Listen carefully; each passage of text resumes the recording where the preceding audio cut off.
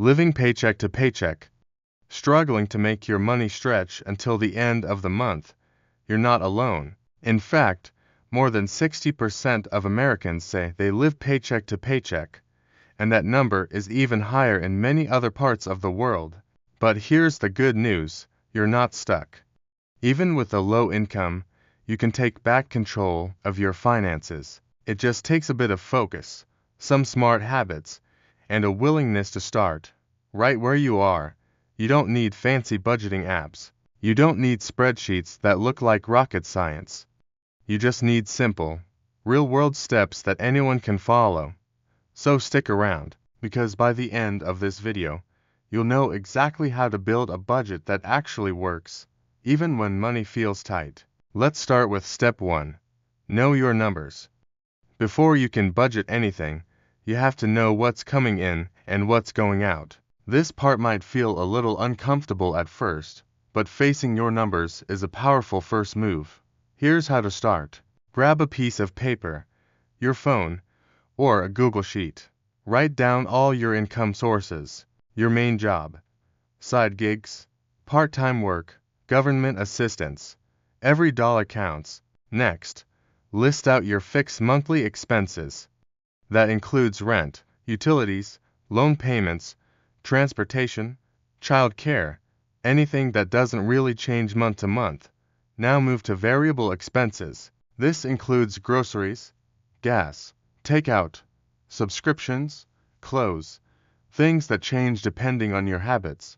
And here's a tip. Go back and check your bank statements from the last 2 to 3 months.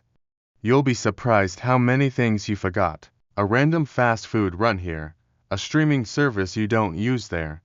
This step is crucial for getting the full picture. Once you have this laid out, you've got your financial starting point, and that is powerful, because now you can stop guessing and start making real progress. Adjust your budget and track every dollar now that you've faced your numbers. It's time to build a budget that actually fits your situation. You might have heard of the 50, 30, 20 rule. It's a popular budgeting method that says 50% of your income should go to needs, 30% to wants, and 20% to savings or debt. But let's be real, if you're working with a tight income, that formula might not be realistic. And that's okay. Try adjusting it. Instead of 50, 30, 20, consider 60-20, or even 70-15-15. The key is this.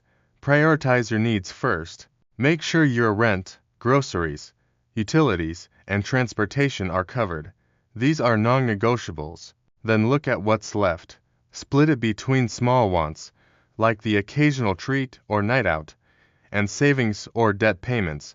Even saving just 5% of your income builds the habit. You're not failing if you can't save a lot right away. The goal is to create momentum. Now let's talk about tracking, because this is where your budget becomes real. Ever checked your bank account and thought, where did all my money go? That's what happens when you don't track your spending. But don't worry, tracking doesn't have to be hard. You can use free apps like Mint, Good Budget, or Pocket Guard. Or, if you're old school, just use a notebook or a basic Google Sheet. The goal is to give every dollar a job, whether it's going toward rent, bills, savings, or even just fun money. When you start tracking your spending every day, even just for a week or two, you start to notice patterns. You see where your money is leaking out, and that awareness alone gives you power to take control. Quiet cuts, emergency fund, and boosting income. Here's a secret most budgeting gurus don't tell you. You don't have to make massive lifestyle changes to save money. Sometimes, it's the quiet cuts that make the biggest difference. Start with the easy wins. Cancel subscriptions you don't use. Even the $5 ones add up. Switch from name brands to store brands. Same product, lower price. Cook meals at home in batches. It's cheaper and saves time. Walk, bike, or take public transport when you can. Fuel and car costs sneak up quickly. These small shifts can free up $50 to $100 or more each month without feeling like a sacrifice. Now, what should you do with that extra money? Start building a mini emergency fund. Why? Because life happens. Your car breaks down. You get a surprise medical bill. Without a safety net, even a small emergency can knock your entire budget off track. So aim to save a little at a time. Even $5 or $10 a week adds up. Your first goal: build a buffer of $300 to $500. It's not huge, but it's enough to keep you from falling into debt when the unexpected happens. Use a separate savings account if possible, or even a jar labeled emergency fund, out of sight, out of temptation. And finally, if your budget still feels too tight, even after cutting back, it might be time to bring in more income. This doesn't mean taking on a second full-time job. It could be something simple, like freelancing online, writing, design, data entry, selling stuff you don't use, old clothes, tech, or furniture, tutoring, or teaching a skill, delivering food on weekends, pet sitting, or babysitting in your neighborhood. Even earning an extra $50 a week can give your budget breathing room. That money could be your emergency fund, debt payment, or savings boost. Remember, budgeting on a low income isn't about being perfect.